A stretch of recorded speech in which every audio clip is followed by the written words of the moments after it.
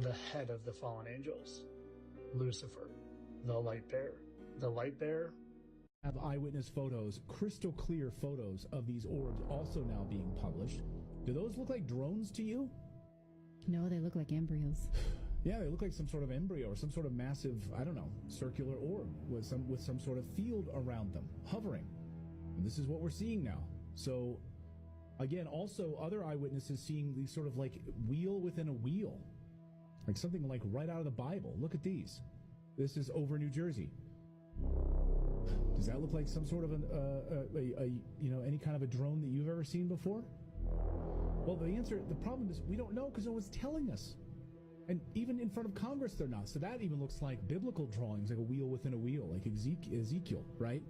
I mean, you have drawings like this going back thousands of years, by the way. Some of these from the 1600s right here. These sort of wheel within a wheel in the sky. What are these things? There's two Trumps. Okay. The one in the red tie is the real one. The one in the blue tie is not. The one you saw last night after the victory was the blue tie. Now, if you would punch up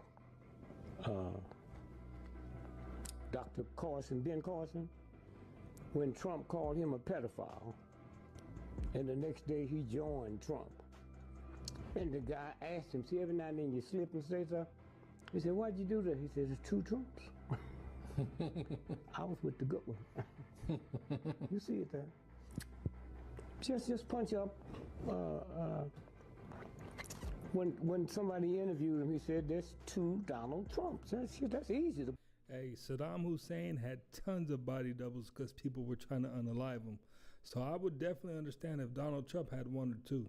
Started splitting atoms, we're actually messing with things in other dimensions. Wow. So that's why the aliens came and started, making their presence known in the 40s when we started setting off hydrogen nuclear bombs. We just with some guy's grandmother in another dimension. Really? By messing with things on a molecular cellular level. So that being said, there probably won't be nuclear war then. Well, that's why we're not going to have a nuclear war. They won't allow it. Right. They can kill ourselves in any way we want, but they're not going to let that happen because A, it's affecting them in other parts of the universe and other universes even because it's all connected. And also because they don't want us destroying the biosphere here because they come and harvest stuff off this planet.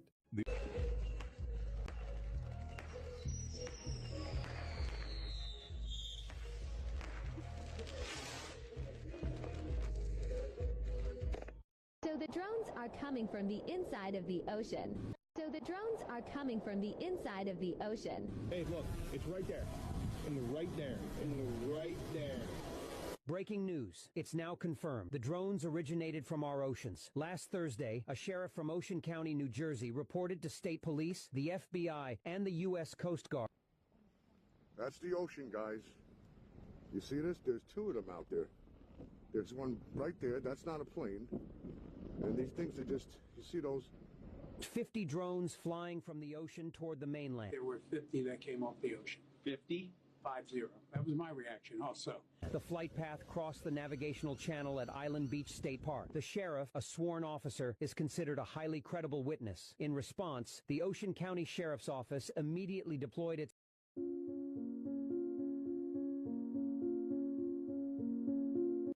shows like that, so I'm assuming it has something to do with that and something to do with the government. There's no way our government is going to allow shit to fly overhead, right? And then the shit that flies overhead just to randomly wander into, weaponized airspace. I mean, be serious, right? I mean, you just don't ask what they are. They're not aliens, okay? Aliens don't need to fly over nuclear zones and Navy spaces and all of that. Yeah, it's just a joke. It's a joke. Do you not get that the government is a joke? And here's what I'm going to say to everybody, which has been my motto for the last, my throat is killing me, has been my motto for the last while. Here's your proof right here in this video. So what you're looking at is a drone or a plasmoid or a UAP, whatever it is, got stuck in the top of this tree. These people got it on video, and as you can see, it looks completely different when the light's shining on it or when there's not light. So this is another strange thing that's happening among many. I've recently made a friend that shot down one of these things. That video's on my page. But what in the world is going on? People are so desensitized right now, or they're brainwashed in the fact that we're seeing these things with our eyes and we're not even fazed. I mean, what type of people are we today? I remember years ago someone did a fake alien invasion joke on the radio and it caused chaos. So now we're seeing it with our eyes and people aren't doing anything. But my question to you is, what was that? Or what is this right here in that tree? My goodness. Make sure that you're following this page. Comment below what you think. Get ready, guys. Some crazy stuff's about to happen. I mean, there has to be some sort of blue beam in effect, but at the same time, I know that there are drones. So it literally is a mixture of it all, and deciphering what's what, time's going to be able to tell that, but it is getting pretty creepy in the meanwhile.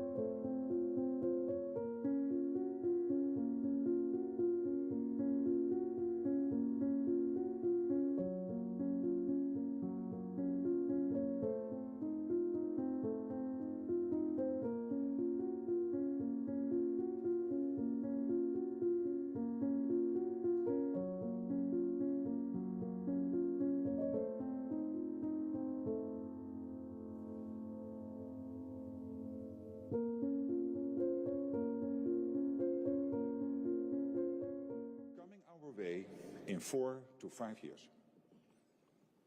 Danger is moving towards us at full speed. We must not look the other way. We must face it. It is time to shift to a wartime mindset and turbocharge our defense production and defense spending. Russia, China, but also North Korea and Iran are hard at work to try to weaken North America and Europe, to chip away at our freedom. They want to reshape the global order. Not to create a fairer one, but to secure their own spheres of influence. They are testing us, and the rest of the world is watching. China is acquiring high-end weapon systems and equipment 5 to 6 times faster than the US. It is heavily investing in munitions, accelerating space capabilities and expanding its nuclear arsenal.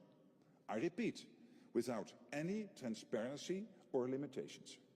China is bullying Taiwan and pursuing access to our critical infrastructures in ways that could cripple our societies. Looking at one of the strangest patents in the entire U.S. patent system. Patent number 2006-001425A1, Walking Through Walls Training System. This patent refers to a unique process, a training system that enables a human being to acquire sufficient hyperspace energy in order to pull the body out of a dimension so that it may pass through solid objects. This is very real and was used by the U.S. Army at one point. There goes one to definitely do some homework on. Wouldn't that be cool to be able to walk through walls? Imagine the things you might see, or the things you might not want to see. There will be no internet on Christmas 2024. In Simpsons shows Springfield is plunged into chaos when the entire internet crashes worldwide on Christmas Eve. Kids are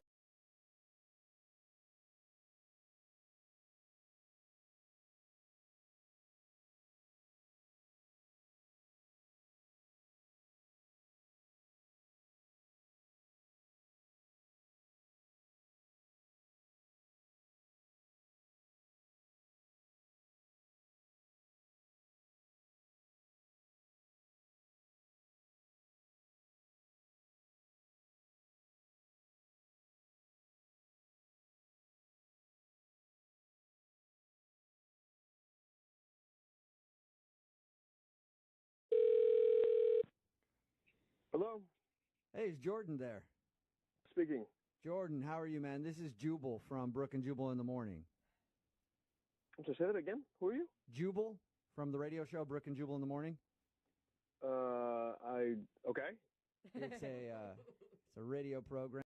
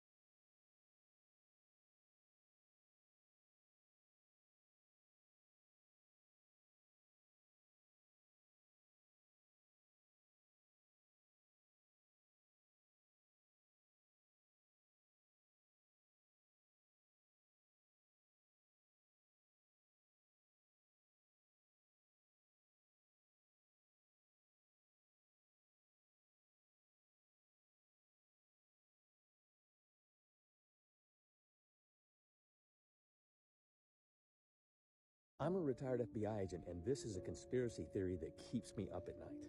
In 2018, a treasure hunter tipped off the FBI to a large cache of buried, stolen Civil War gold in a rural part of Elk County, Pennsylvania.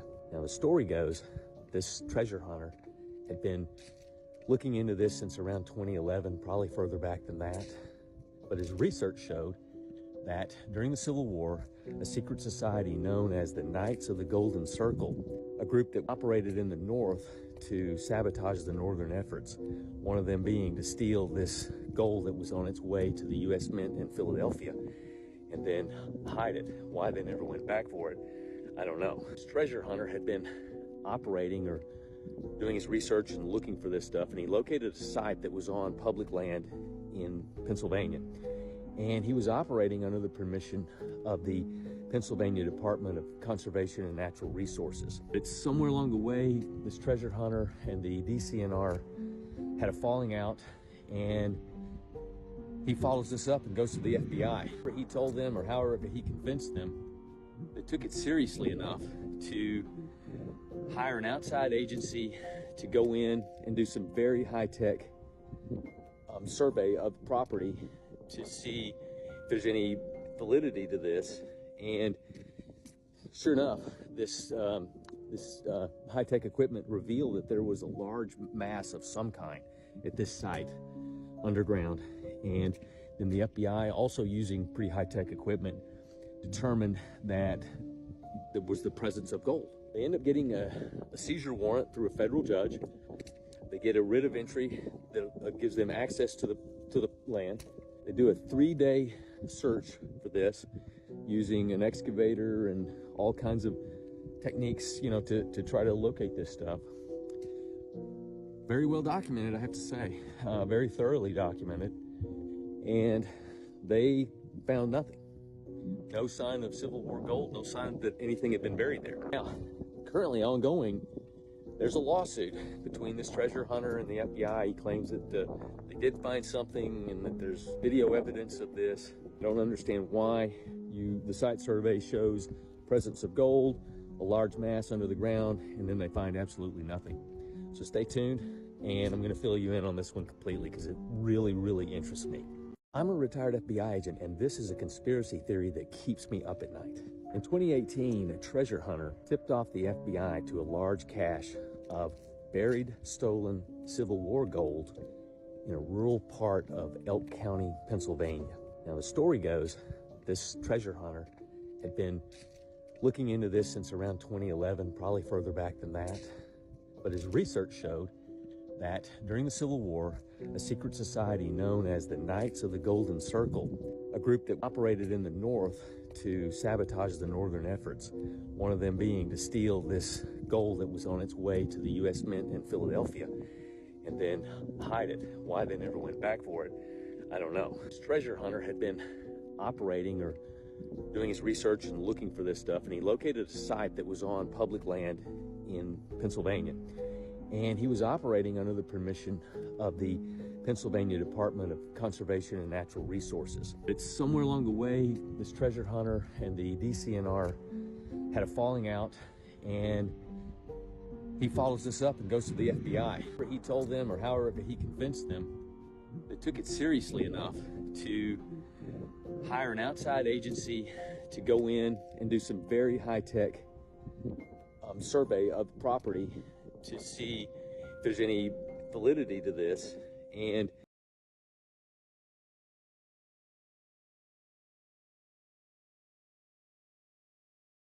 I'm a retired FBI agent, and there's finally a big break in the D.B. Cooper case. So despite thousands upon thousands, I was a Secret Service agent for over 20 years.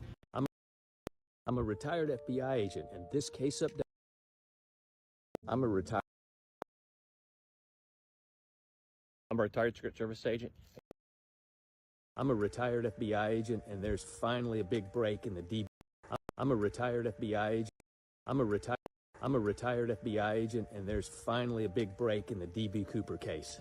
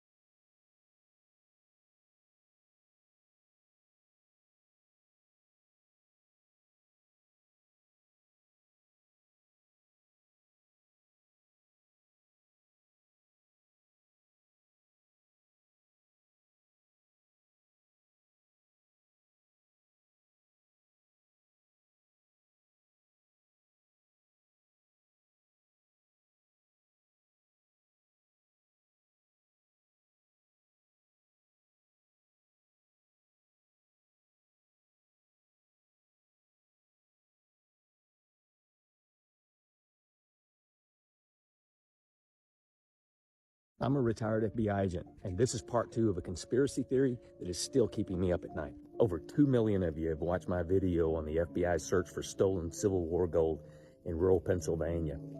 And I got some new information on that really is troubling me about this case. So one of the things that many people that live, residents in the area near this, where this gold is, have said that the FBI works all night, that they had this equipment going all night long. Well, possibly what that could have been was, it was cold. They probably had heat, had generators out there to keep the tents warm that they were in. They had to maintain this property for the full 3 days, because once a search warrant is begun, the government technically owns that property. They have command and control of it. So they had to keep people out there 24/7 for this. That's not unusual. That's pretty normal procedure as well. However, some of the witnesses say that they were digging all night. So there's a difference between the sound of digging equipment and generators. Okay, so that's first off. That's a little funky, but let's just say that it was generators. Let's throw that aside. The other thing that the witnesses all said was that the FBI brought in on the second day, armored cars. So what is that? What is an armored car? What do you mean by that? Could that be like a MRAP type military vehicle, or a Humvee, or the more typical standard armored car that you see going to a bank to pick up cash or take cash to a bank or a casino? that kind of thing. So that was my question. I wanted to determine what they meant by armored car.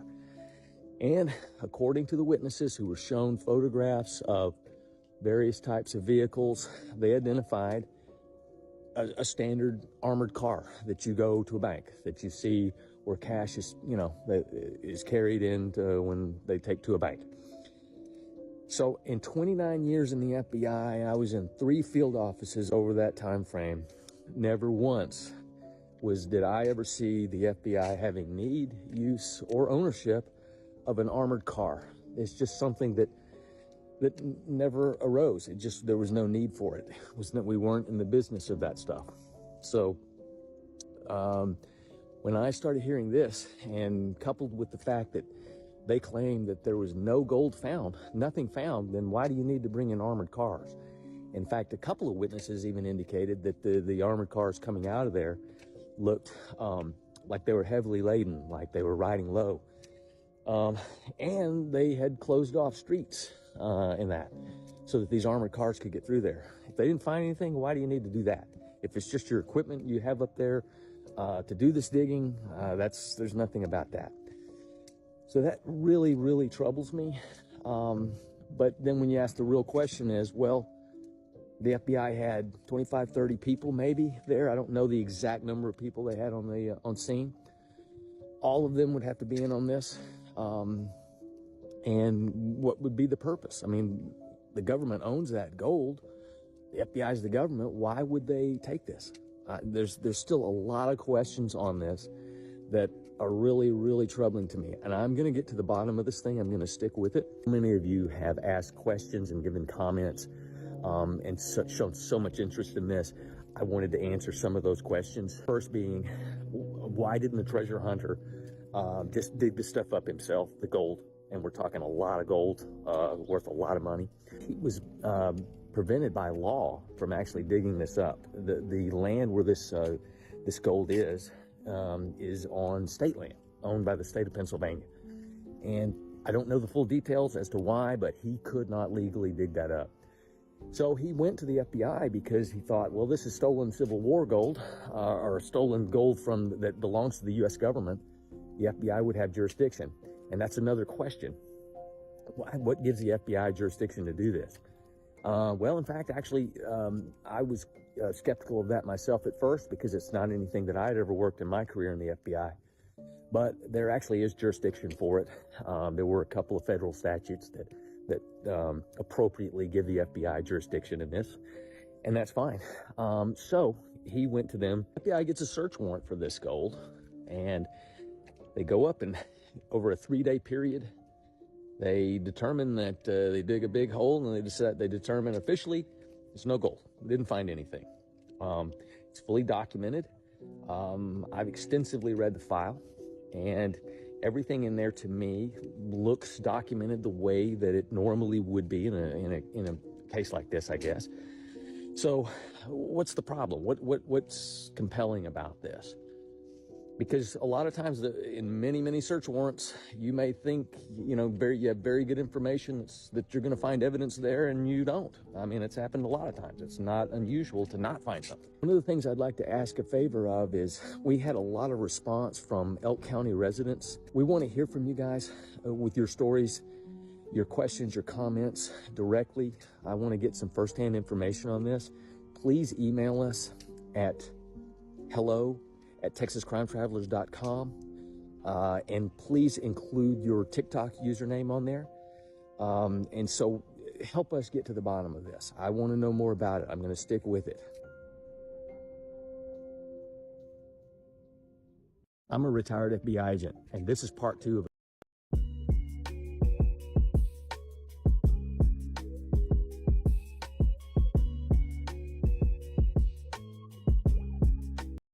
I'm a retired FBI agent, and this is a conspiracy theory that keeps me up at night.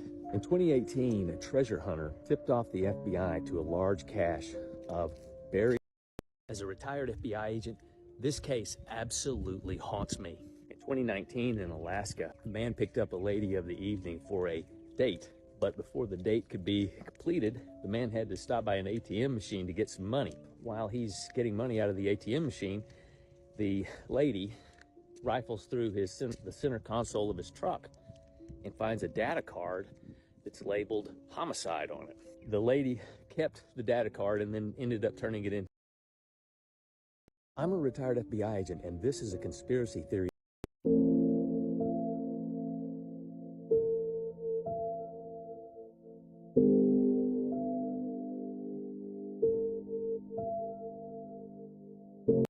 I've been asked many times over my career, how does one get into the FBI? The basic requirements are pretty simple. Just someone between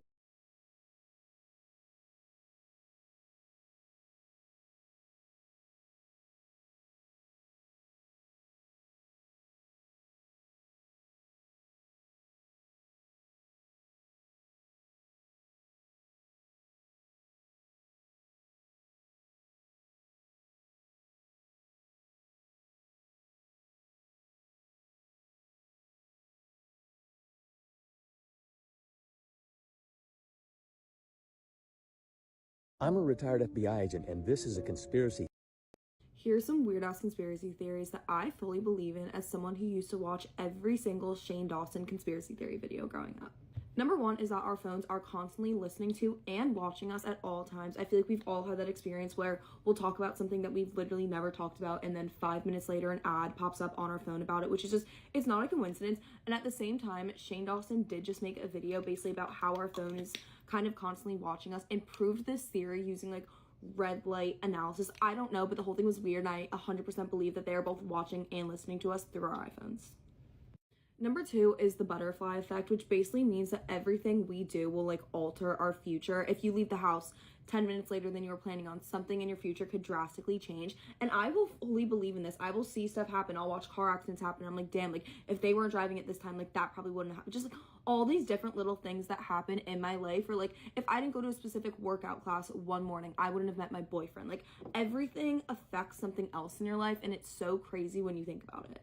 Number three is that I kind of think The Simpsons do somewhat predict the future. Like, I'm not saying they have a crystal ball and sit there, but it is just weird the amount of coincidences that show has happened. Like, Donald Trump becoming president, the whole submarine exploding, which is something none of us would have ever imagined. Just, like, all these little things that their show has predicted, and I'm just like, there's something going on because it's just so many coincidences. Like, it's weird. Number four is that aliens are 1000% real, and if you don't believe that and think that we are the only things that have ever existed in the entire universe, you are just so ignorant, I think. Like, I'm not saying that they're green little aliens walking around, but there's 1000% other life. And number five is that I 1000% believe in some sort of like higher society that is low-key running the world. I'm not saying it's the Illuminati or something like that, but something of the sort where people with power and money are 1000% controlling like our government and the world. I think that recently I've just been shown that money can get you anything in this world. You can grease the palms of pretty much anyone nowadays. And to think that there are not people with power and money that are low-key running everything going on, I feel like is crazy. Here's some weird-ass conspiracy theories that I fully believe in as someone who used to watch. You know the Mars theory? That there's aliens on Mars? Nah, there's a theory that Mars was the original planet that humans were from. Okay. Then something happened that we all had to fly to another planet and live on. There used to be like civilization that lived on Mars. Now back this. On Mars, there's an element on the periodic table called xenon. Xenon on Earth is only found, this is crazy, is only found after a nuclear explosion. No. Oh shit, that's not even the super mode button. I said no. What the hell? And it goes hand in hand now. What if on Mars there was a nuclear warfare, destroyed the whole planet, but people were able to escape just in time, landed on Earth, and they had to restart from nothing. So we are the aliens. We're the aliens. What the hell? Yeah. It's real shit. Like, this element's called xenon. It's prominent after a nuclear explosion. You know the Mars theory? That there's aliens on Mars?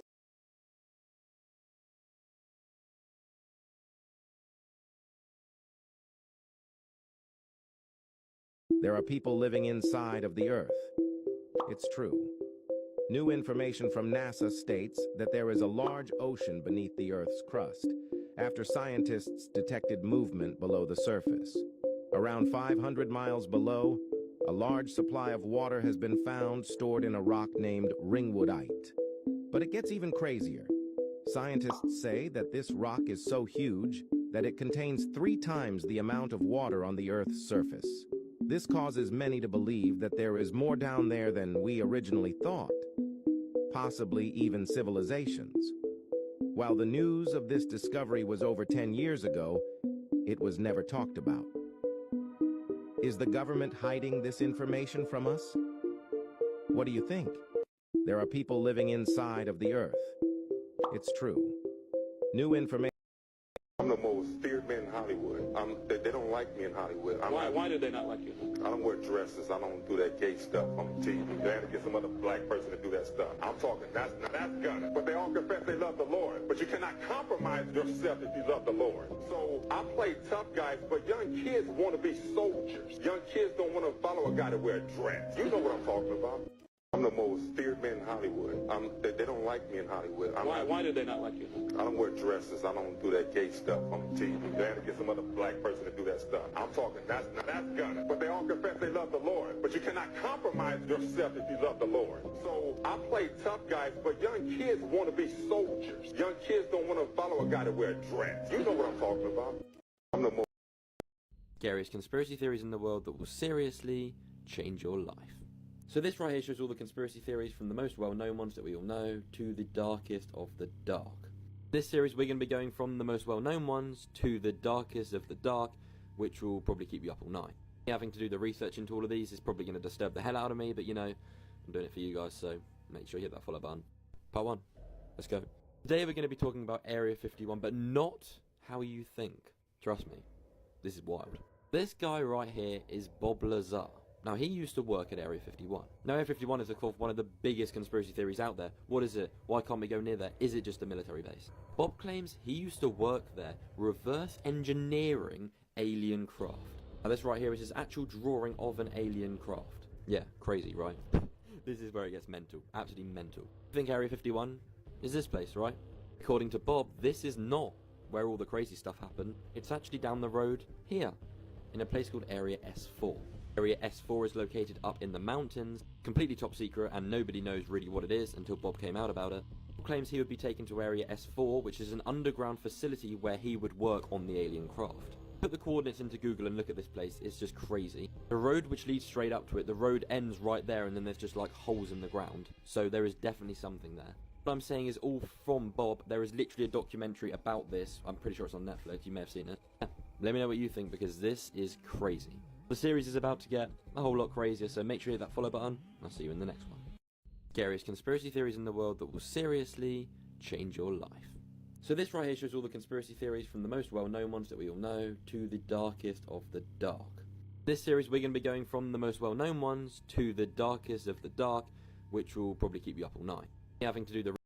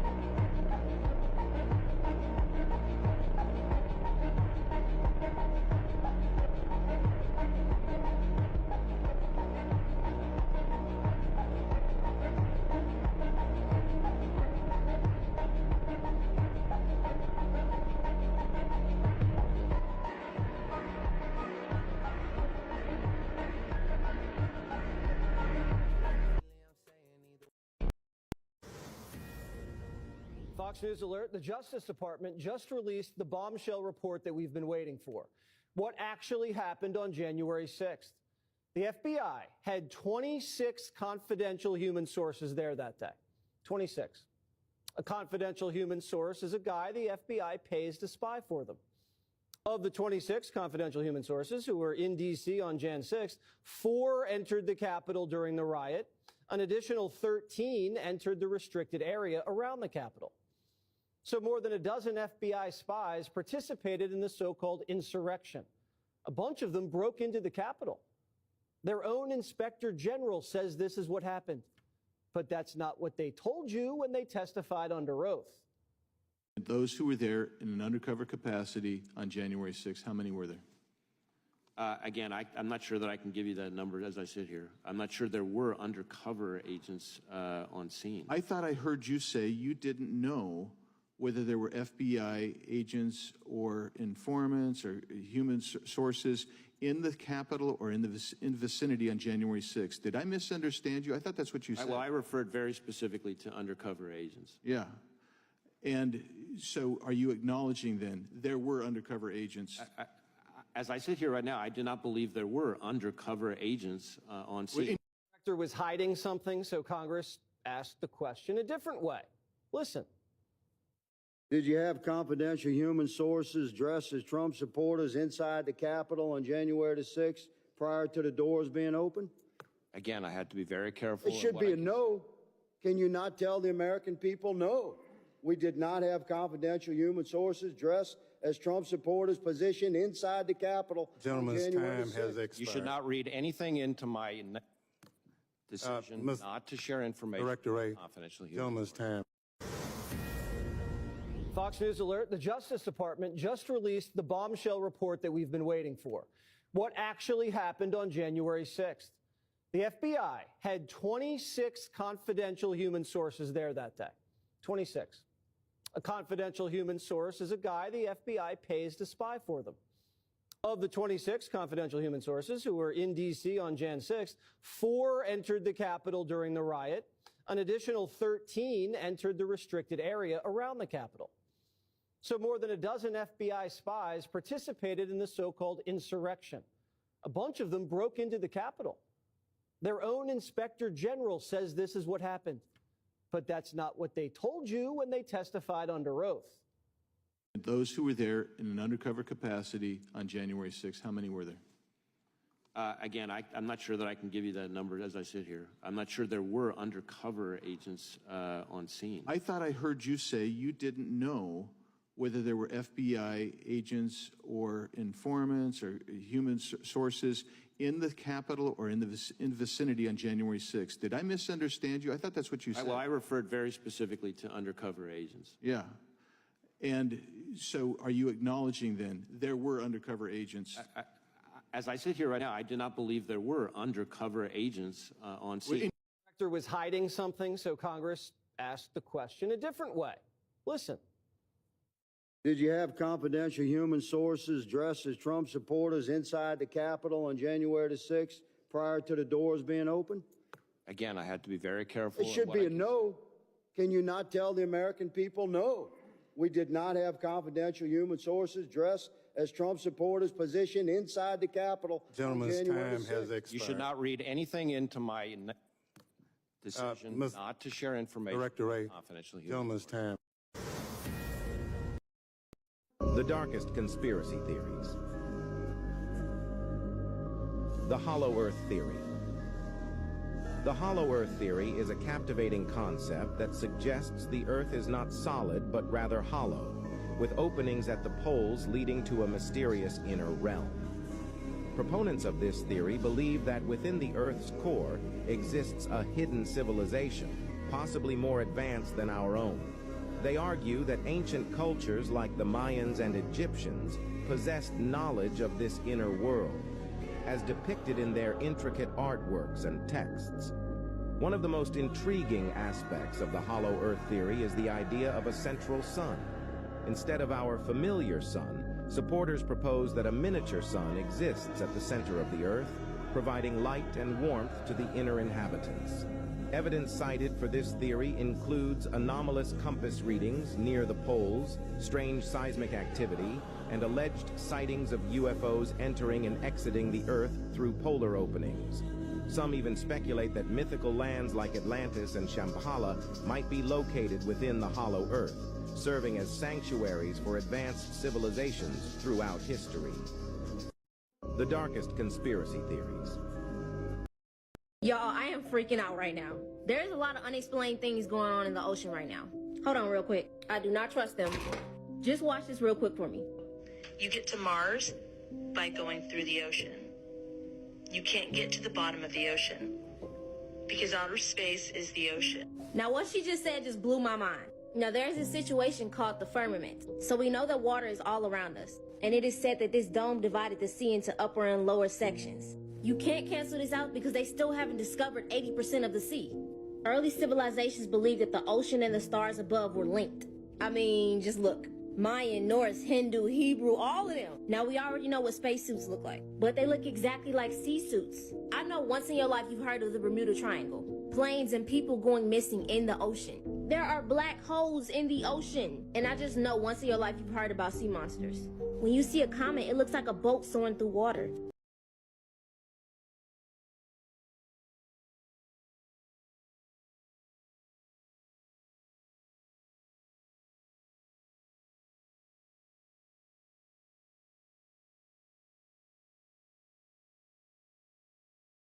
What if these unexplained species in the ocean are actually aliens? If y'all have ever watched this movie Underwater, they went too deep and found the creature that don't even look like it's supposed to be from this earth. Or could it have just been a creature from space? Now you can say what you want, but I bet you we are not the only beings, only species, only creatures that are in this universe. It's just ironic that when they return to Earth, they're on water. I mean, I know I'm not tripping.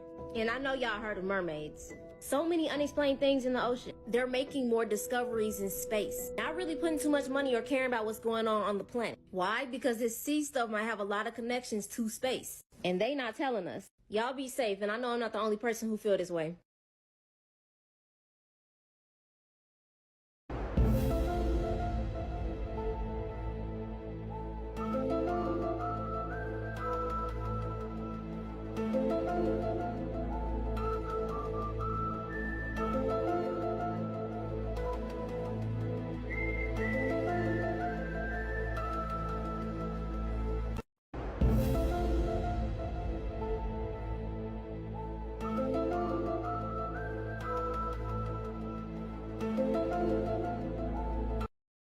We all been lied to about the truth behind the times of 3 a.m. to 5 a.m.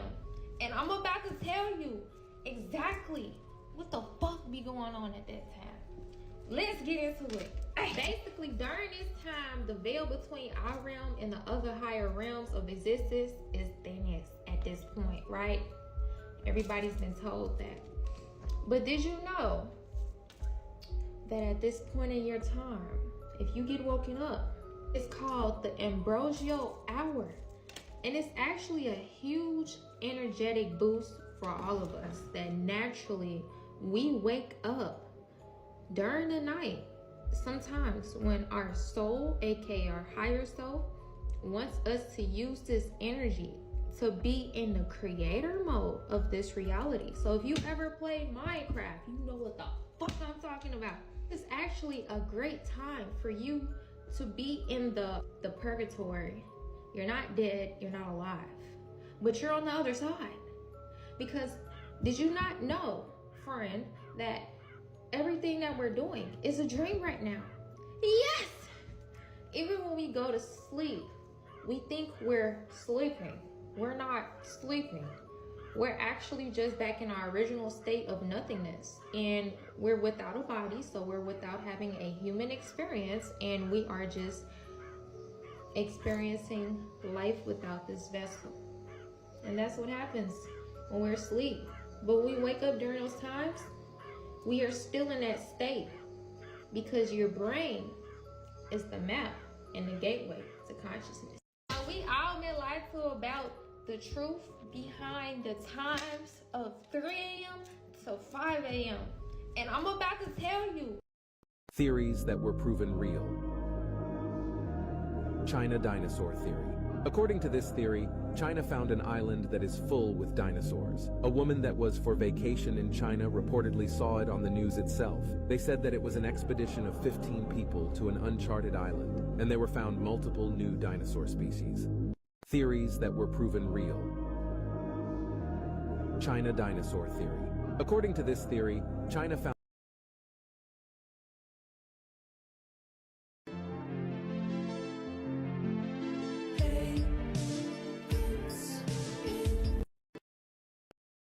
All right, watch your shit. You see this guy walking in right there? Hold on. See him? Wait a minute. This one's about to see the. Did you see the cop go by in there?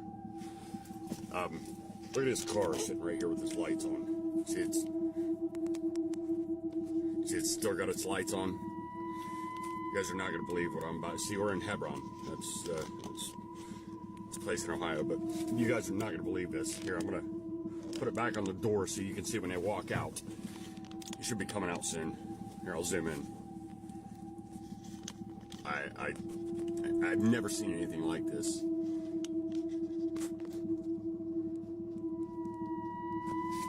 All right, here he is. No. It's like 0 degrees out here. There's one of them. See, everybody's wearing hoodies and everything. But, come on, guy. What the hell are you doing? It's getting ridiculous, man. Here, I'll pause it so you guys don't have to sit through this, and I'll start it back up when I see him. All right, I started it back up to give you guys an update. It's been about 5-10 minutes, and nobody's come out. I think he's getting his coat on. Yeah. He's on his way to the door. I'm gonna put my seatbelt on, so I'll be ready. Oh, nope. Hold on, I'll pause it. They're still in there. Hold on. All right, there's one of them. I missed the first one coming out. They came out back to back. I got sidetracked. But hold on, I'm gonna zoom out. Hold on. Zoom out. See, the car's still there. See that car right there? There he is. Watch. You guys are not gonna believe this. All right, now I'm gonna zoom back out so I won't be all over the place when I'm driving. All right, now I don't think he saw me. He didn't even look over this direction, did he? I don't think he did. All right, but all right, come on, my guy. There, he turned his headlights on. I don't know why the taillights were on with no headlights. Or were they? I didn't even notice. Somebody let me know in the comments, because I didn't even notice. Here's one of them cargo van things about to run interference. There it is. Oh, in a truck. Shit. What's he doing? Does he know I'm back here? Hold on. I'm gonna pause it again until so you guys. I don't know what he's doing. Hold on. I don't want you to sit through this.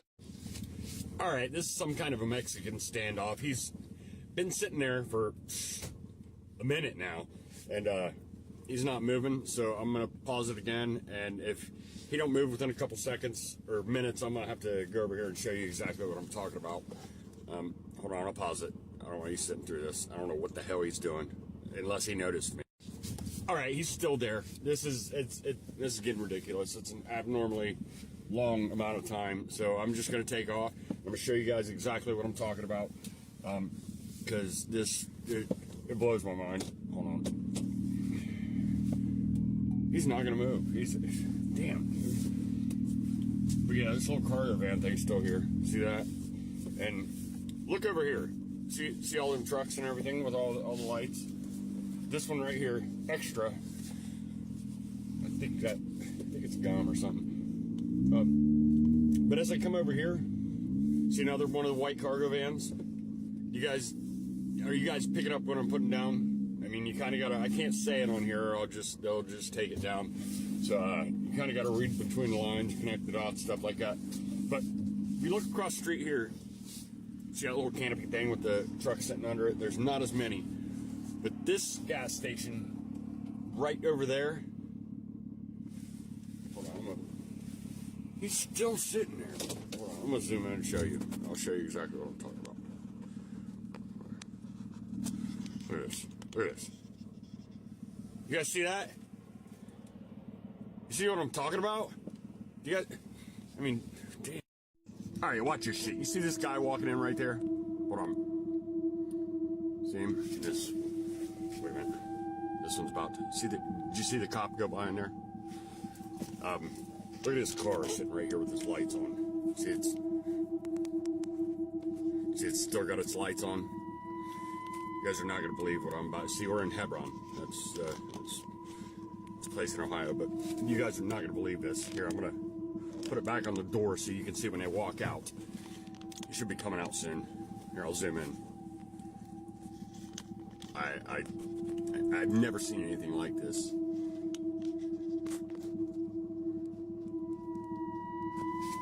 All right, here he is. No. It's like 0 degrees out here. There's one of them. See, everybody's wearing hoodies and everything. But, come on, guy. What the hell are you doing? It's getting ridiculous, man. Here, I'll pause it so you guys don't have to sit through this, and I'll start it back up when I see him. All right, I started it back up to give you guys an update. It's been about 5-10 minutes, and nobody's come out. I think he's getting his coat on. Yeah. He's on his way to the door. I'm gonna put my seatbelt on, so I'll be ready. Oh, nope. Hold on, I'll pause it. They're still in there. Hold on. All right, there's one of them. I missed the first one coming out. They came out back to back. I got sidetracked. But hold on, I'm gonna zoom out. Hold on. Zoom out. See, the car's still there. See that car right there? There he is. Watch. You guys are not gonna believe this. All right, now I'm gonna zoom back out so I won't be all over the place when I'm driving. All right, now I don't think he saw me. He didn't even look over this direction, did he? I don't think he did. All right, but all right, come on, my guy. There, he turned his headlights on. I don't know why the taillights were on with no headlights. Or were they? I didn't even notice. Somebody let me know in the comments, because I didn't even notice.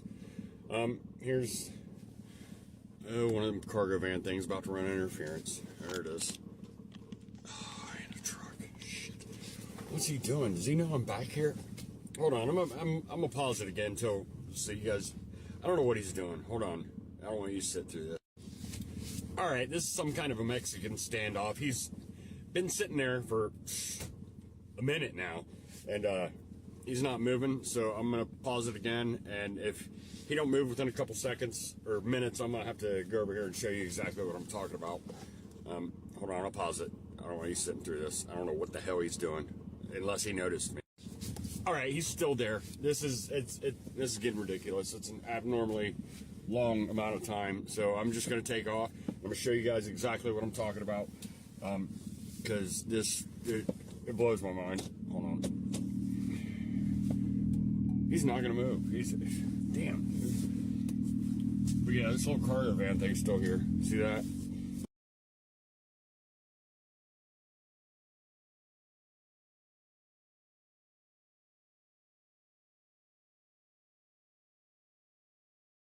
And look over here. See all them trucks and everything with all the lights. This one right here, extra. I think that or something. But as I come over here, see another one of the white cargo vans. Are you guys picking up what I'm putting down? I mean, you kind of gotta. I can't say it on here, or they'll just take it down. So you kind of gotta read between the lines, connect the dots, stuff like that. But if you look across the street here, see that little canopy thing with the truck sitting under it? There's not as many. But this gas station right over there. Hold on, he's still sitting there. Hold on, I'm gonna zoom in and show you. I'll show you exactly what I'm talking about.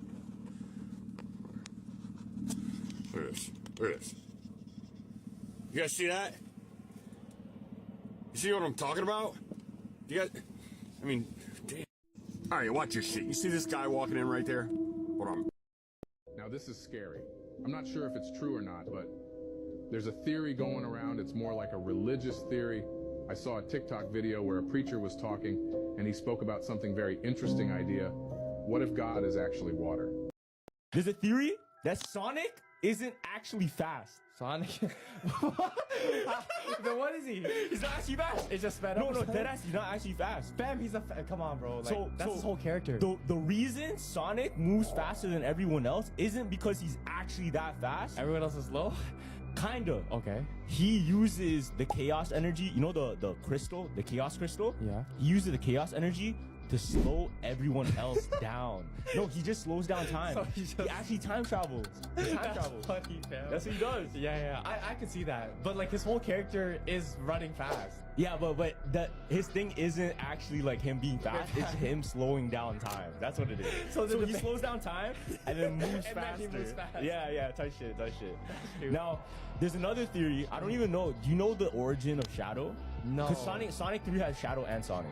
Yeah, Shadow is he's a villain, right? So like, where did he come from? He's kind of a villain. Okay, yeah. You don't know anything about him? There's a theory that there's a new scary Simpsons theory that I see. What is it? You know that the Simpsons predict a lot. Yeah. So in the Simpsons, it's a new episode in 2024. They predicted it. So in season 24, episode 9, Homer Simpson is in a bunker and he's preparing for like a doomsday thing with Marge. And she's like, they're setting up all the rice, all the beans, because they're like, we don't know how long this is going to take place. Yeah. And then over Springfield, the solar storm happens. Electricity is gone, Wi-Fi is gone. They have to live in that bunker. The scientists have said recently. And they said that we're going to experience a solar storm, aka internet apocalypse. We don't know where it ends, but you know what I mean? We don't know who decides that, right? But they've been saying that the sun has been getting super active and they've been finding holes, super big holes in the sun that have been causing these these solar storms in different parts of the world. Yeah. This is in 2024, man, and it's happening right now. Damn, so they predict that shit. We don't know. It hasn't happened yet, but you know how they predict stuff. Because, you heard what happened like recently? Just 10 of the most known billionaires have bought bunkers. Conspiracy theories that will change your perspective on life. The last one is the most shocking. The Big Bounce theory. It states that if the Big Bang occurred from nothing, then there will be no changing fact the next time the universe is created. This means that when our universe ends and another is created, it will be created in the exact same way with the exact same galaxies, planets, and species. If this is true, our entire universe is in an endless cycle of creating and destroying itself, and you will be born into every universe endlessly. You can actually see who blocks you on TikTok. It's the first person that appears when you click share and more. The real reason Apple removed the headphone jack was to try to remove Square Pay systems as a competitor for Apple Pay. Ancestry DNA and the rest of those ancestry websites are run by the government to have access to people's DNA across reference crimes, etc. The food we have been eating in the United States is a huge part of the mental illness going on today. Like and follow for more interesting yet mind-bending conspiracies.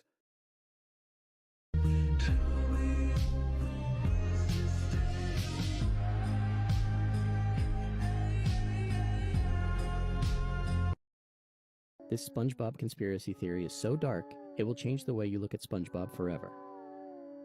Pearl's father is actually the whale we see in the Jailbreak episode in Season 9. But he's actually in there for killing his wife, aka Pearl's mother, after he tried to flee from the scene. Before getting arrested, Mr. Krabs stumbled across the crime scene and the carcass of the mother whale and baby Pearl left all on her own.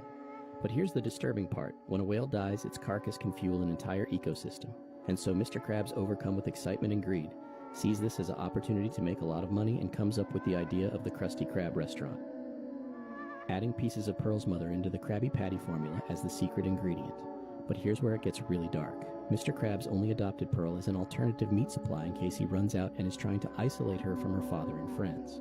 Could this be the reason why he spoils her with so many gifts so that she doesn't end up leaving?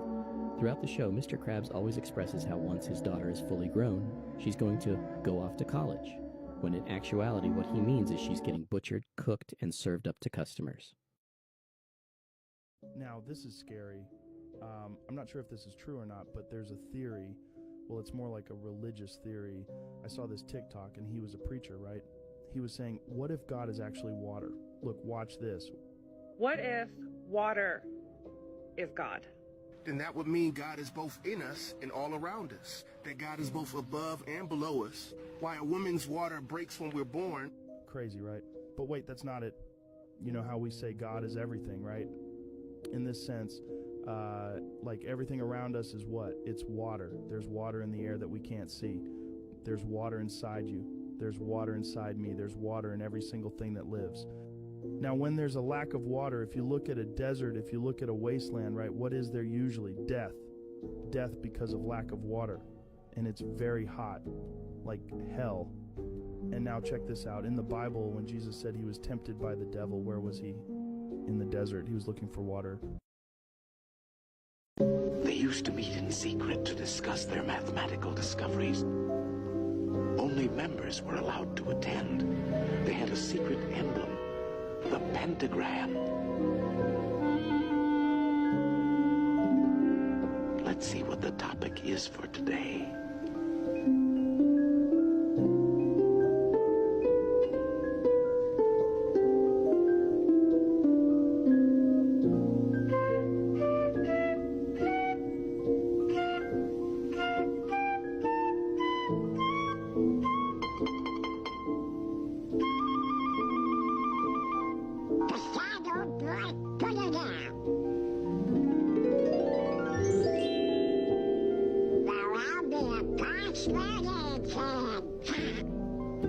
It was our old friend Pythagoras who discovered that the pentagram was full of mathemagic. The two shorter lines combined exactly equal the third. And this line shows the magic proportions of the famous golden section. The second and third lines exactly equal the fourth. Once again, we have the golden section. But this is only the beginning. Hidden within the pentagram is a secret for creating a golden rectangle, which the Greeks admired for its beautiful proportions and magic qualities. The star contains the golden rectangle many times over.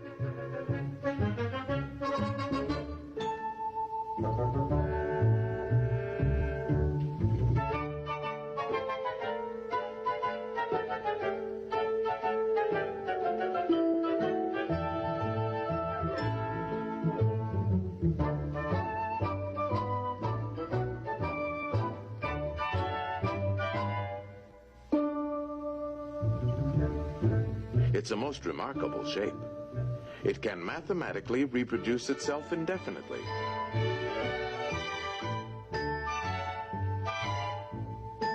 All these rectangles have exactly the same proportions.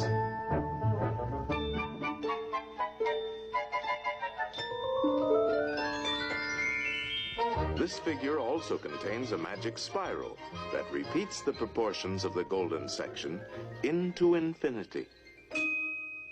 To the Greeks, the golden rectangle represented a mathematical law of beauty. We find it in their classical architecture. The Parthenon, perhaps one of the most famous of early Greek buildings, contains many golden rectangles.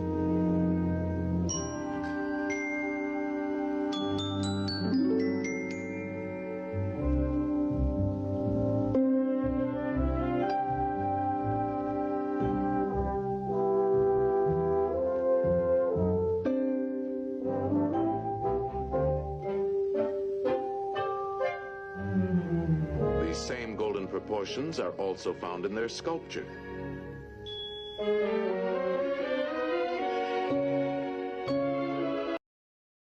The dead internet theory. So how the internet died in 2016, and now everything you see on the internet is AI generated, like generated comments, generated videos, generated pictures, right? So there's a guy named Destiny. He goes on stream and he was like his schizo arc, because he was going so crazy once he started going on Facebook and searching up these people, right? Yeah. He goes on like random people's accounts and saying, he's like, yo, this person has a picture of himself, but that's actually not him. That's an AI generated picture of some other person. And it's true because it is an AI, because when you search it up, it doesn't go into any, like when you reverse Google search it, that's actually not a person. Damn. But you see that person on other people's pictures. It's weird. So you're saying there's a set amount of people, and then after 2016, everything is now AI. Everything is just generated by the simulation. So like how you said now we're already here. Yeah. Now we've been doing, like they've been having this in motion, and now we actually are here. Like We look at their rockets. This is how they claim they get into outer space, is these rockets. Their rockets never go straight up. Every single rocket launch from a government space agency, you'll notice, follows a parabolic curve. It goes up, it reaches a peak, but what they do is as the rocket starts coming back down, they don't even hide it anymore. The season premiere of SNL with Ice Spice. Ooh, look at us, 3 Gen Z icons. Aren't you like 40? No. A long time ago, I met this guy and made a deal where I get to stay 20. The dead. We look at their rockets. They don't even. The color blue was never written down. Weird. In like all this, like blue was never a word. Weird. They didn't have a word for that color? No. Okay. When they would describe like the ocean and stuff like that, they would describe it as like green. What? And yeah. And so the theory is if you can't connect a word with a color, can you not see that color? Because your brain, and so they did an experiment. That's crazy. They did an You know the Mars theory? That there's aliens on Mars? Nah, there's a theory that Mars was the original planet that humans were from. Okay. Then something happened that we all had to fly to another planet and live on. There used to be like civilization that lived on Mars. Now back this. On Mars, there's an element on the periodic table called xenon. Xenon? Yeah. Gatorade, if you drink it when you're not. These are the wildest what-if theories I've ever heard. The last one will turn your brain upside down. What if when we die, the light at the end of the tunnel is a light to a hospital room? We are born, and the reason we come crying out is because we remember we died and lost everything in our past life. What if we used to be able to make wishes, but someone wished we could? I keep trying to tell y'all that there's more to the story than they tell us. In TikTok, this video is fake.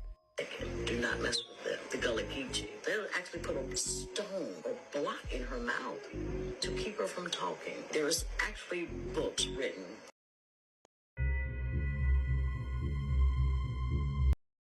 I keep trying to tell y'all that there's more to. These cats are very, very, very intelligent. They don't read your. They literally can read your thoughts because they are telepathic.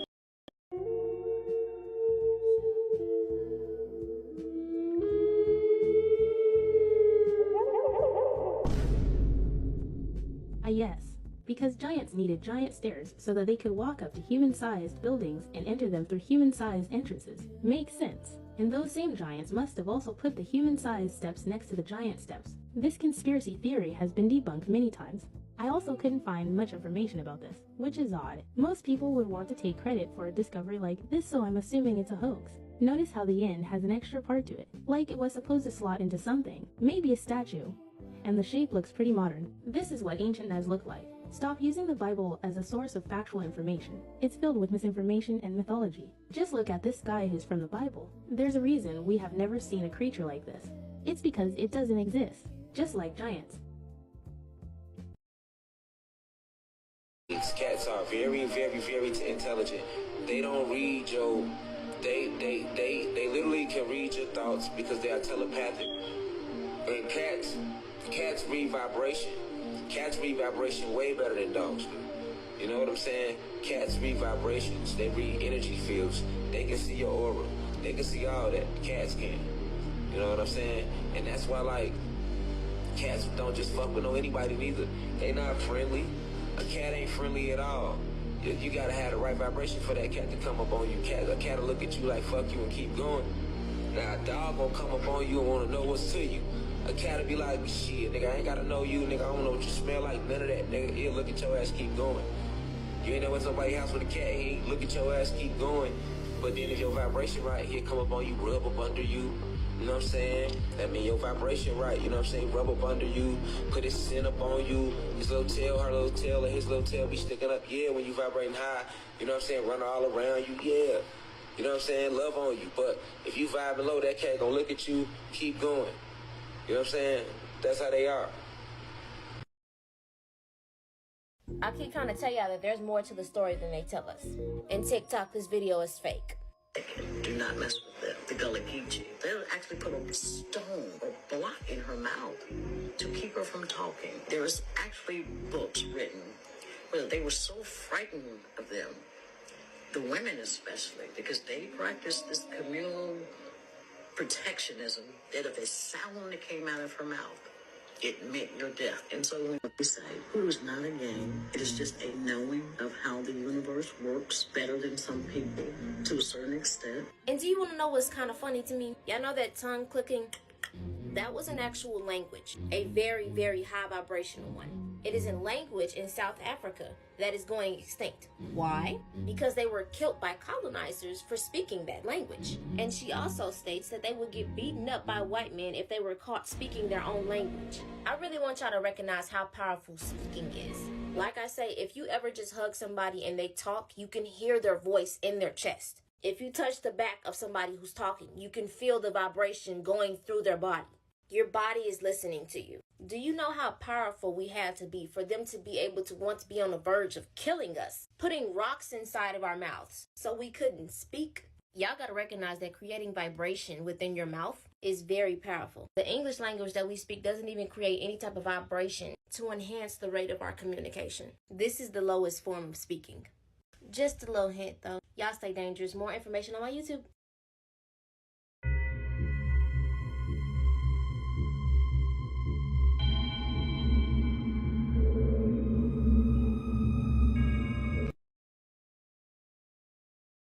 Am I on the moon?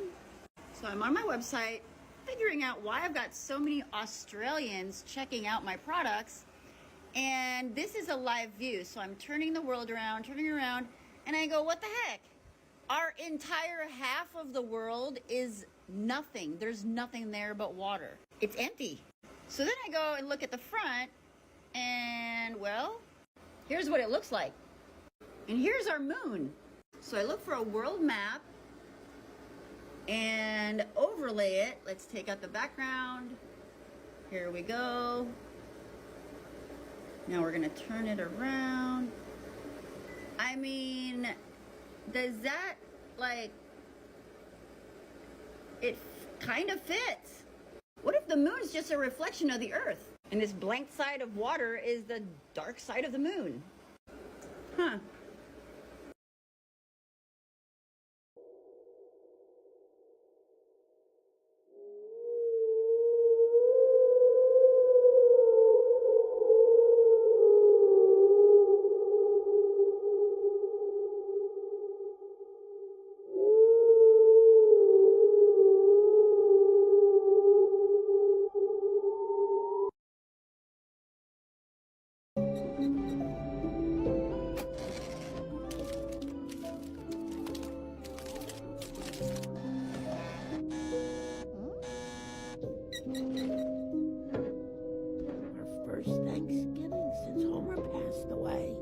Turkey, please. Thank God we still have his on the ground.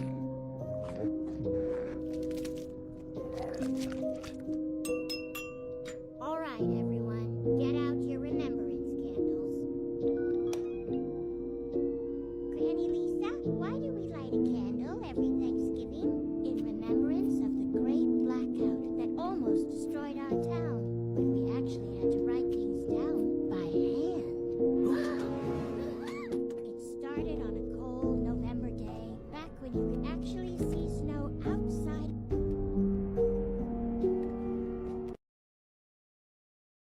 What if I told you there are entire suburbs hidden beneath the surface, carefully constructed by a covert government agency? These aren't just underground shelters. They're fully developed towns where people live and work, completely unaware that their lives are being controlled. But these people didn't just end up here. They were taken as children, selected from orphanages around the world, and raised in these hidden cities as part of a government experiment. They've grown up thinking this is their real life, but it's all a lie. But it's not just about containment. These towns were built for something darker: experimentation. Every night, once the artificial sun sets, genetically engineered predators are released into the towns. Not regular animals, creatures specifically designed to hunt the population, testing how far humans can be pushed in a controlled environment of fear and survival. The question is, why? Why are these experiments happening, and what are they really preparing for? The people living below think they've adapted to their harsh world, but they have no idea that every move they make is being watched, every decision recorded.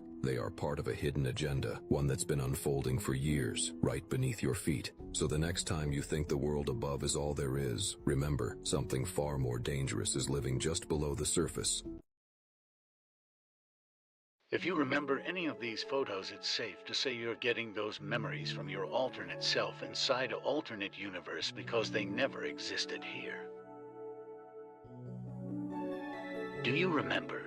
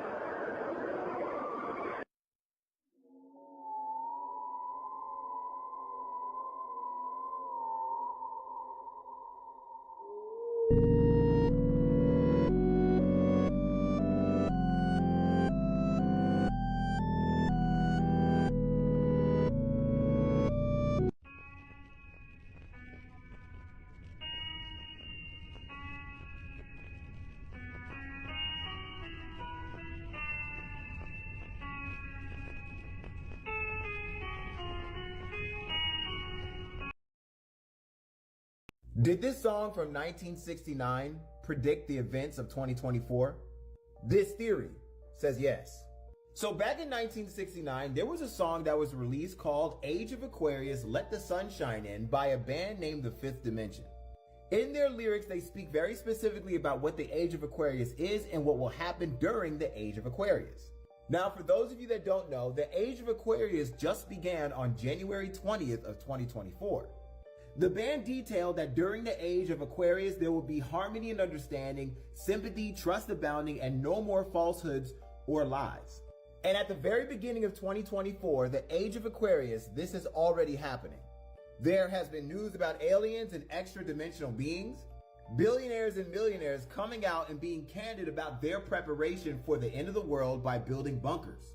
Big governments and individuals being exposed for lying, cheating, stealing, and hurting other people. And most importantly, news about World War III has been coming out day after day, warning us that something big is about to happen and that our world will change forever. Now, although some are hopeful for the Age of Aquarius, others are actually very fearful of it because some believe that the world will end during the Age of Aquarius, which is right around now.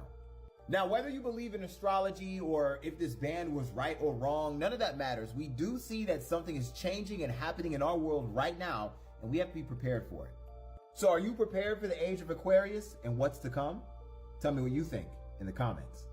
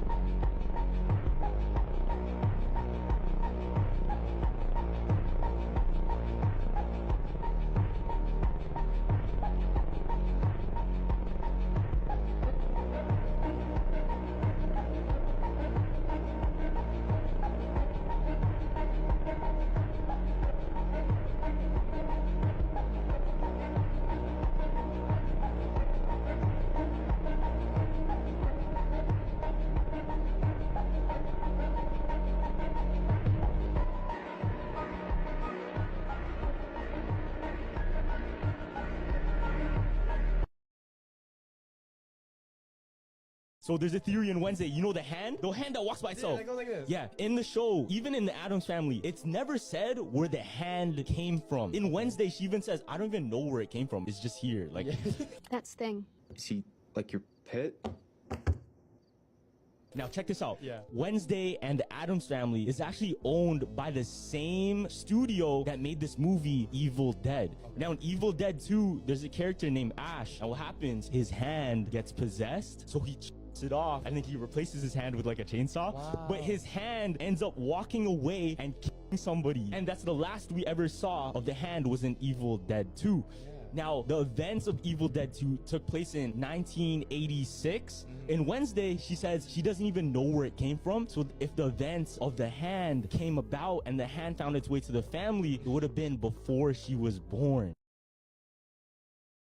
The Egyptian artifacts make absolutely zero sense, and archaeologists might just be afraid of being wrong. How is it the further back in time we go, the more advanced they get? Egypt is old, like really old. Egypt is so old that even ancient Egyptians studied ancient Egyptian history thousands of years older than them. When the Romans discovered the pyramids, they were older to the Romans than the Romans are to us today. Woolly mammoths still roamed the earth when they were first built. And of course, everyone knows that Cleopatra lived closer to the invention of the iPhone, or hell, closer to you watching this video right now than she did to the construction of the pyramids. What's strange is that as time went on, their artifacts somehow got less and less advanced. The Egyptian Empire reigned for about 3,000 years, divided into approximately 31 dynasties classified into the Old, Middle, and New Kingdoms. When we go back to the first 5 or so dynasties, the Old Kingdom, we see impressive feats of design engineering unlike any other. And impressive is an understatement. These are straight up machine perfect down to the micrometer. Like this round vase, perfectly balancing itself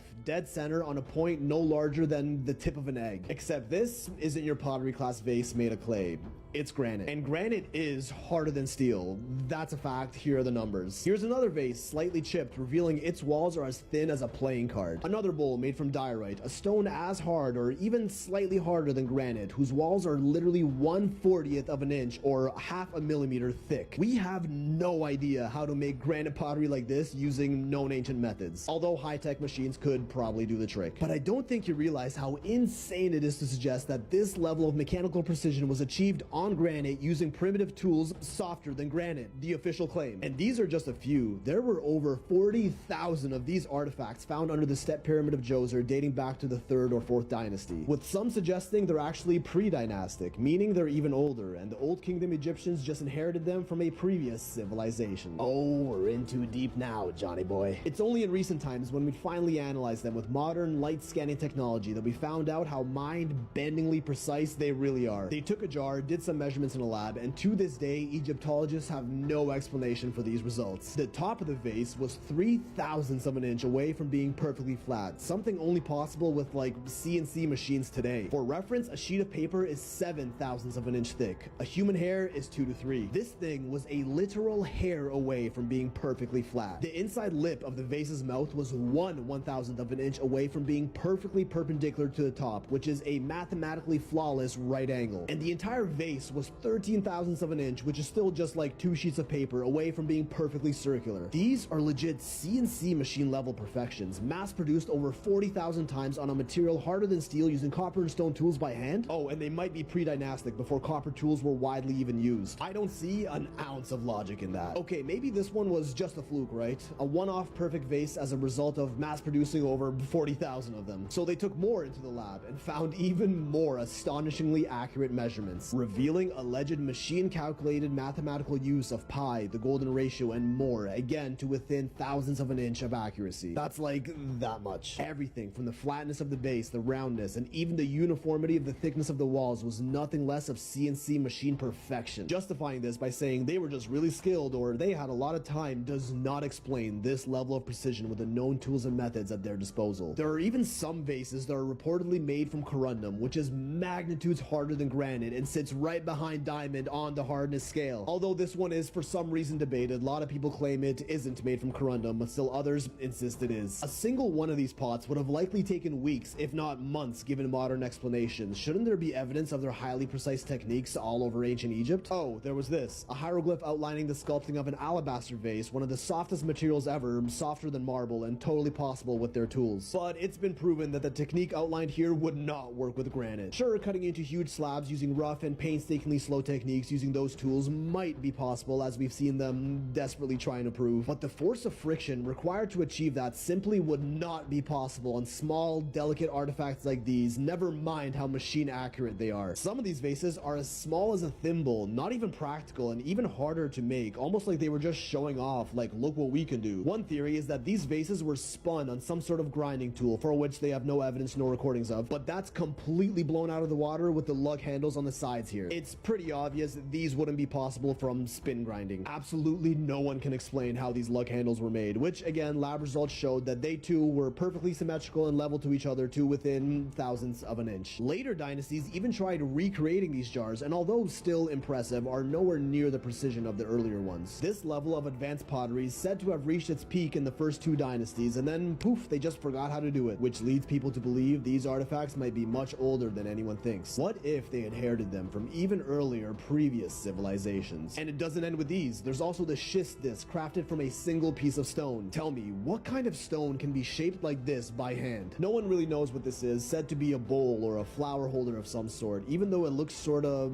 mechanical. Recovered from a first dynasty tomb, and again thought to be even older than that. Then we get to the statues, and these somehow make even less sense. The face of Ramesses at Luxor. Several of these statues were made in honor of the pharaoh Ramesses. Engineer Christopher Dunn noticed that there was something off about these faces. They were perfect, but almost too perfect, and not in a human way. He took a photo of the statue head, made it 50% transparent, flipped it, and overlaid the left side on the right side. Doing this, he discovered the face was perfectly symmetrical. Centerline measurements confirmed this too. It's like half the head was carved, then copy-pasted to the other half. We see consistent eye-to-mouth profile ratios across all of these statue heads, something that we'd likely do with like 3D modeling programs today, computer accurate precision. Same thing with the crowns on their heads, and this wasn't done just once but repeated among many statues. This isn't something that anyone could just eyeball, but experts insist they were all done by hand. Professional sculptor Mike Leckie even wrote in a letter saying that his modern diamond tools would have been well worn out before barely even starting to sculpt something like this out of granite, and states that it would have been borderline impossible to repeatedly achieve this level of accuracy time and time again using only the tools we have evidence of. What machining technologies did ancient Egyptians or even earlier civilizations before them possess that archaeologists just simply refuse to even consider? The Egyptian artifacts make absolutely zero sense, and archaeologists might just be afraid of being wrong. How is it the first... So check this out. P. Diddy. Existe un mapa de todo Estados Unidos, güey, donde ponen como que desapariciones de personas que no han logrado encontrar y ponen así los puntos donde más desaparecen las personas, güey. Y este mapa coincide mucho con otro que tiene, se supone que un sistema de cuevas que existen por todo el país, güey. Es un sistema de cuevas enorme, o sea, güey, o sea, como si fuera de cuenta otro país por abajo, güey, por así decirlo. Conspiracy theories that will... The dead internet. Now, this is scary. We look at their rockets. This is how they claim they get into outer space, is these rockets. Their rockets never go straight up. Every single rocket launch from a government space agency, you'll notice, follows a parabolic curve. It goes up, it reaches a peak, but what they do is as the rocket starts coming back down, they make sure that it goes down over the ocean, out of the way of any curious observers. Anyone can see it coming back down to Earth, asks, hey, how come the rocket's not going up anymore? Well, it's going around the curvature of the Earth, is what they tell us. So every single rocket, the reason that it follows a parabolic curve, they say, is because it's going around the curvature of the Earth. The real reason is they can't get up any higher than that. The only thing that's been to space is your imagination. They tell us that the Earth is a sphere. They show us pictures of a sphere, of a circle. It's a perfect circle. And then they come out and they say, well, it's actually an oblate spheroid. Oh, what's that? Well, it's a sphere that's flattened at both poles, so it's more of an oval shape. It actually bulges out south of the equator, as well as being flattened at the poles. So it's more pear-shaped. So it's not actually a sphere. It's oblate. and officially it's an oblate spheroid. That's what we call it. But not only that, it's slightly wider below the equator than above the equator. A little chubbier. A little chubbier. Yeah. Chubby's a good word. It's like pear-shaped. So now it's pear-shaped. So why are all of these official NASA photos and videos showing perfect spheres when it's actually an oblate spheroid or a pear-shaped spheroid? They can't get their story straight. And the reason they keep changing it is that to fit the model, they have to change the shape of the Earth. South of the equator is larger than north of the equator because lines of longitude that just extend outwards, they don't contract back. So they concede that in their pair model. They say, well, the side bulges out south of the equator. It's bigger south of the equator. Yeah, it is, because it's flat. But instead of admitting that, they just, make tweaks to their model as time goes on. They say that the ball Earth tilts back 23.5 degrees. That's another tweak they made because we can see Polaris, which is right over the North Pole, from 23.5 degrees south latitude. Shouldn't be able to see that on a ball. So they just tilt the Earth back and then okay, now you can see it. And so they come up with explanations in reverse like this. Damage control, reverse engineered explanations. They don't even hide it anymore. The season premiere of SNL with Ice Spice. Woo, look at us, 3 Gen Z icons. Aren't you like 40? No. A long time ago, I met this guy and made a deal where I get to stay 25 years old for forever. What guy? Tall fella, horns, red fur, I don't know, little hoods. Keen, that's the devil, dude. What? I thought it was like a Times Square Elmo or something. The color blue was never written down. Weird. In all this, blue was never a word. Weird. They didn't have a word for that color? No. Okay. When they would describe the ocean and stuff like that, they would describe it as green. What? And yeah. And so the theory is if you can't connect a word with a color, can you not see that color? Because your brain, and so they did an experiment. That's crazy. They did an experiment in this tribe somewhere in Africa. It was like the Bush people, and they also have never heard the word blue. And so they gave this graph, and it's this graph of 12 squares, and they're all green, right? And then there's one that's a bluish green, very different. All of us would be like, oh yeah, that one's different. And they had these people look at it and they were staring at it, and it took them so long to figure out which color was different because they don't know what to look for in the blue. They're like, find the one that's different. It was weird. Yeah. And then they showed Have you seen the theory about clocks? No. So when you look at a clock, it looks pretty normal. You never think anything of it. But what if I told you there's actually a really the color blue was never written down.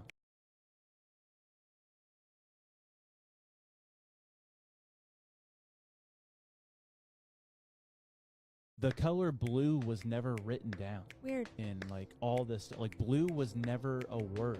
Weird. They didn't have a word for that color? No. Okay. When they would describe the ocean and stuff like that, they would describe it as green. What? And yeah. And so the theory is if you can't connect a word with a color, can you not see that color? Because your brain, and so they did an experiment. That's crazy. They did an experiment in this tribe somewhere in Africa.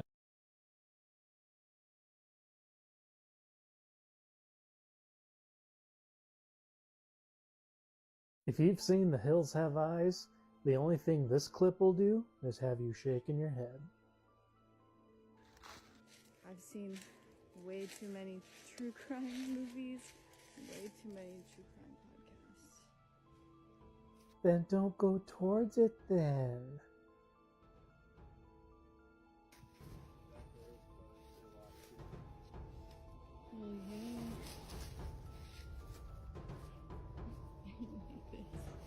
In all honesty, what they were able to figure out about this mysterious RV was that it's probably been there for a long, long time.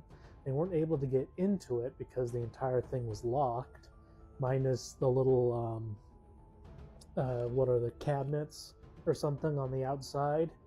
But all they could find were a bunch of hoses and a ton of tires on the inside of the RV.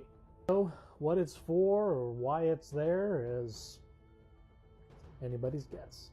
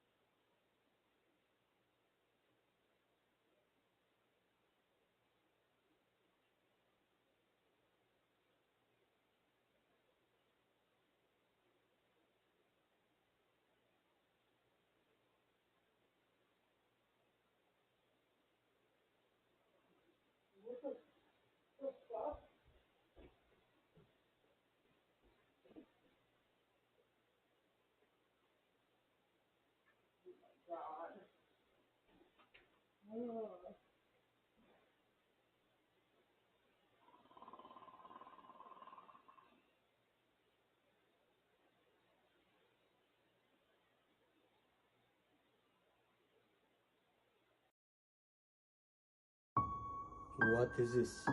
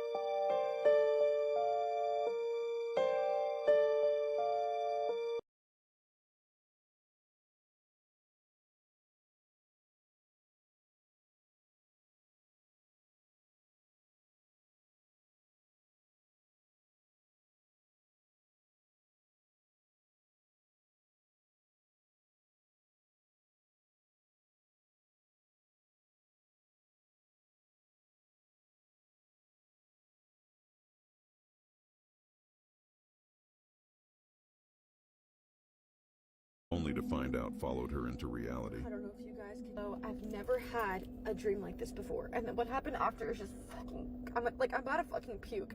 So anyways, we were laughing, ha ha ha, everything's fine. I got good vibes, and all of a sudden, they all look at me, and they're just lifeless. Like, they're like, and there's like at least like 30 people in the room, okay? And they all look at me, and they're like this. And I got the most sick feeling. And all of a sudden, for some reason, I was wearing this cross in my dream. I go like this, and I start to grip my cross, and I'm just like, and then the person that I was talking to, he goes, "Why are you doing that?" And he was just like, "Why are you scared?" And then this is where I knew it was demonic, because just basically saying that God doesn't exist. He was like, "What do you think he's gonna do for you? Like, you think?" Has anyone experienced these in the past few weeks? Heart racing, back pain, time going fast, bad cell phone signal, nothing feels real, bad memory, can't fall asleep until 3-4 a.m., odd smell, Wi-Fi not working properly, not really hungry, headache, nose burning, always tired, constant ringing in your ears randomly, random terrors, vivid dreams, dry mouth especially at night in bed, bad stomach,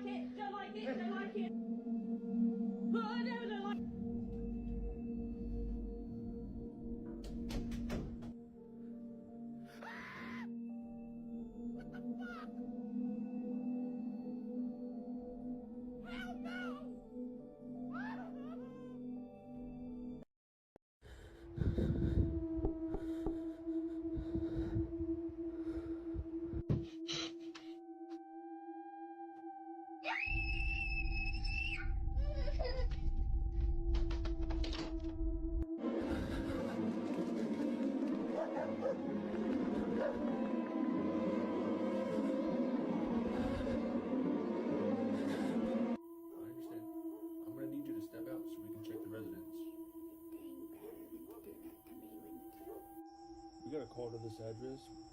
Reports of screaming. Really? Yes. Guys, I have no idea who this lady is. She's been standing at my door for like 30 minutes.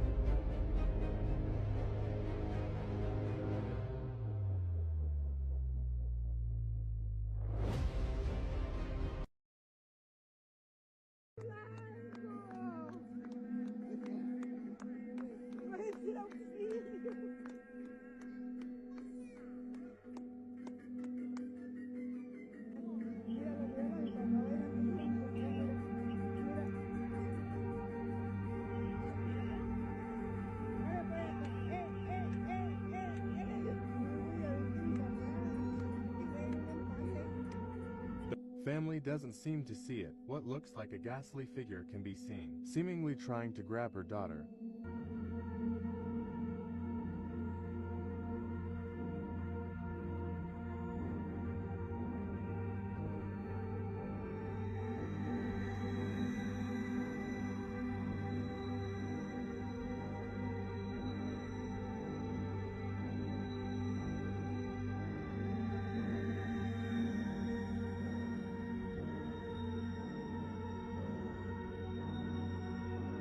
It wasn't until sometime after the Curing's mother looked over the video and noticed this strange apparition. Judging by this thing's eerie appearance, the family believes a demon was captured on camera. This is one case that still haunts me. The story of the disappearance of Jason Jolkowski is one of the weirdest things that you'll ever read about, and it's haunting because to this day, this mystery has never been solved. So let's take a look at it.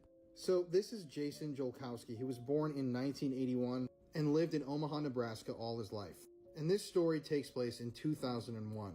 So on Wednesday, June 13th, 2001, Jason was called into work early. So initially, Jason planned on walking to his job, which was 4 miles away, due to the fact that his car was in a repair shop that day. But he eventually made plans for a friend to meet him at a high school that was nearby. So this high school, Benson High School in Omaha, Nebraska, was only half a mile from Jason's house. Literally an 8-block walk, and that's where his friend was supposed to meet him. So just take a look at this photo. This is the exact route that Jason was going to take to the high school. It's only a 10-minute walk, and keep in mind, he was about to make this walk in the middle of the morning in broad daylight.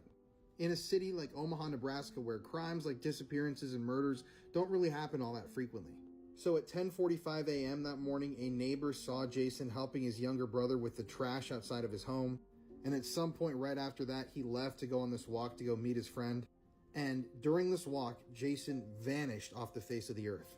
So to this day, no trace of Jason has ever been found. There were no remains ever recovered. Nobody has seen anybody that's ever looked like Jason. Nobody reported seeing somebody being abducted on the day that he went missing. Nobody even reported seeing anything out of the ordinary. It's as if he simply vanished literally into thin air. They even checked the security camera footage from the school that he was supposed to be walking to that day, and the security camera videos showed that Jason never arrived. It was somewhere on that half-a-mile walk when he vanished. Now, Jason's parents have suggested that they believe he may have been abducted and killed, but with no body ever having been found, that theory is just really hard to prove. And yeah, it's been over 20 years since this happened, and no trace of Jason has ever been found. That's why it's a case that will haunt me. I mean, it's just scary to think that you can be making a half-a-mile walk in the middle of the day, in the middle of your city, and go missing, and no one will ever even find a piece of your clothing.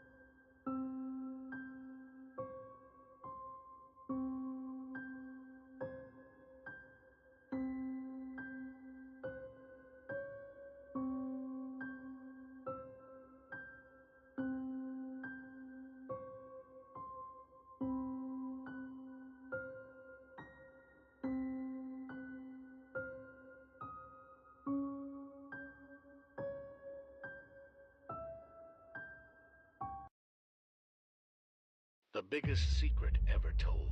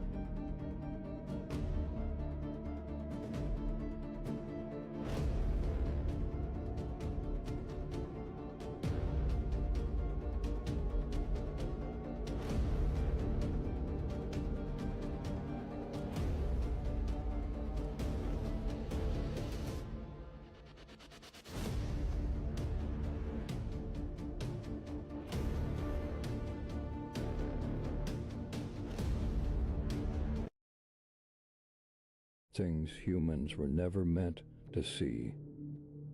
Man avoids shock wave by going underwater.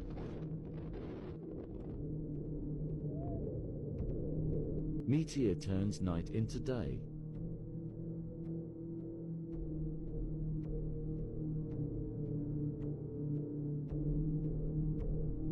A crab swimming.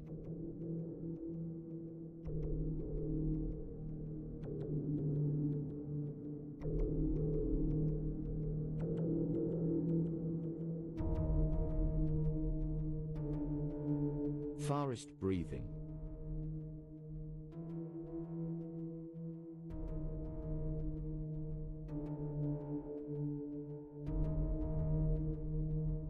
Goat born with one eye.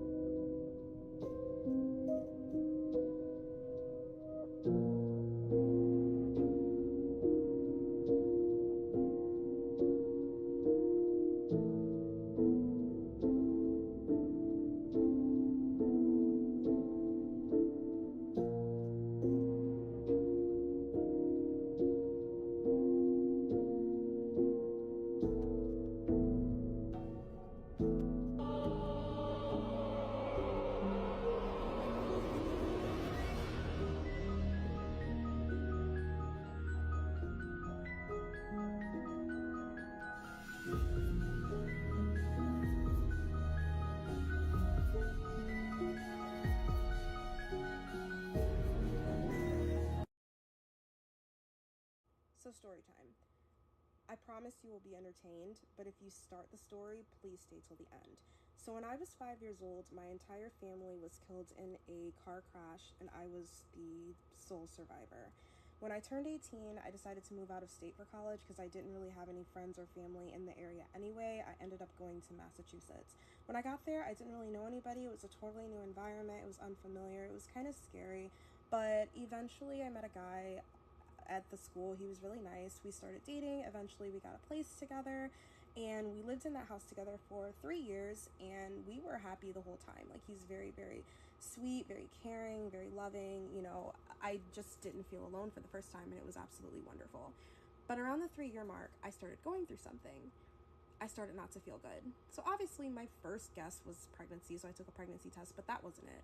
I was having like headaches and stomach aches and feeling nauseated all the time, feeling like extra sleepy, but it wasn't really like life-ruining symptoms. So I just started doing like ginger for the nausea and like soup if I had a tummy ache, you know, a little bit of Excedrin if I had a headache, you know, whatever, you make it work.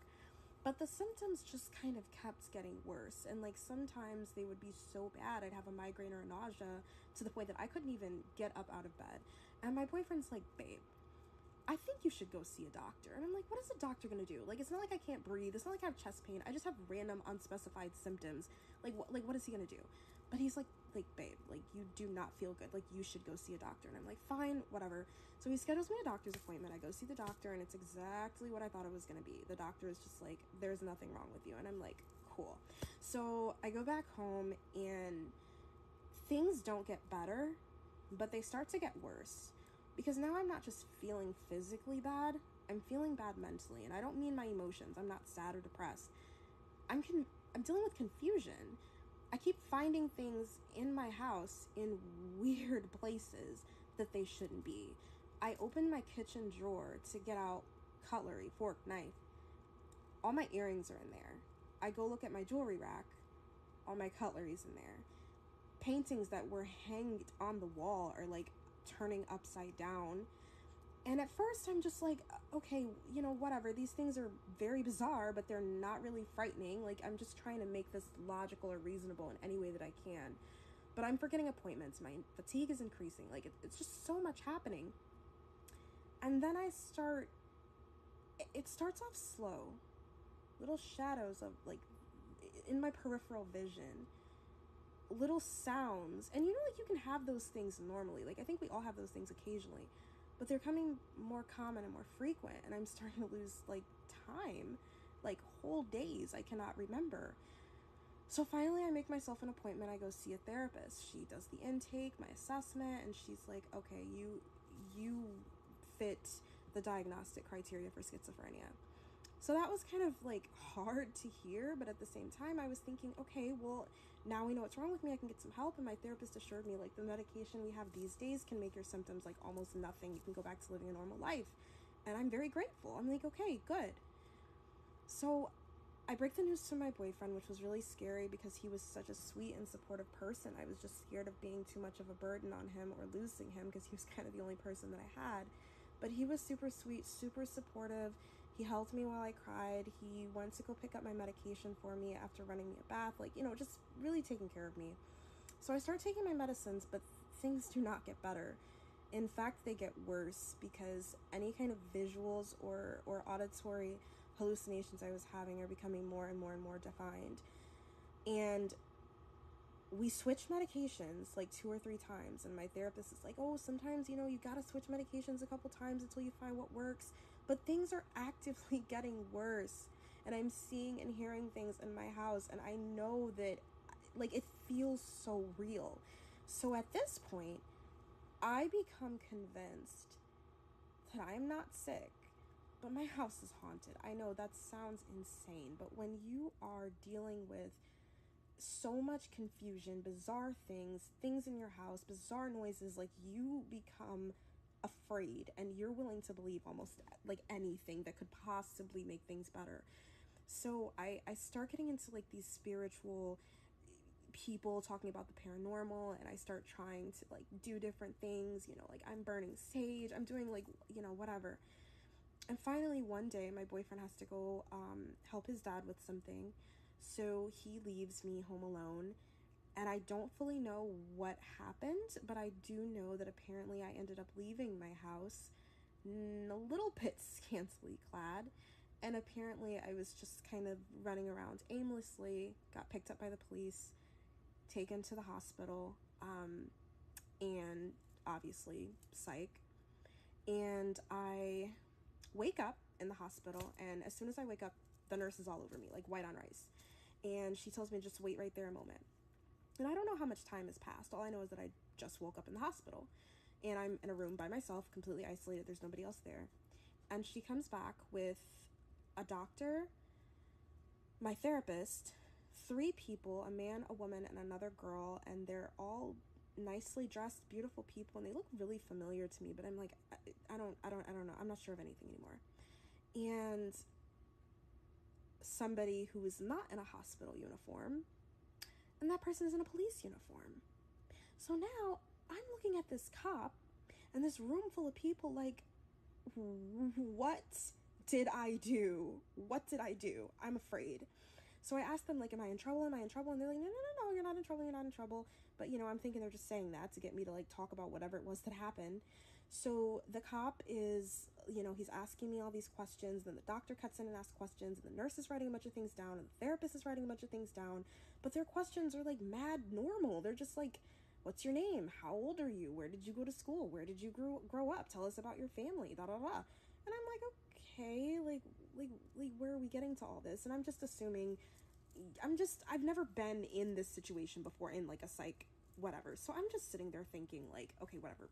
I don't know their policy. So finally, they end up telling me that they have to give me some news. And my heart is pounding out of my chest at this point, because what news are you about to give me? I guarantee you guys cannot predict what the news was. My name was not the name that I thought I was. In fact, I was not the girl that I thought that I was. Apparently, when I was 17, I was working at the country club that my parents were a part of, and I was a lifeguard. And there was a boy there whose family was not part of the country club, but he had like a small summer job washing dishes or something. And he developed a very unhealthy fixation on me. And he made me very uncomfortable, and he was following me.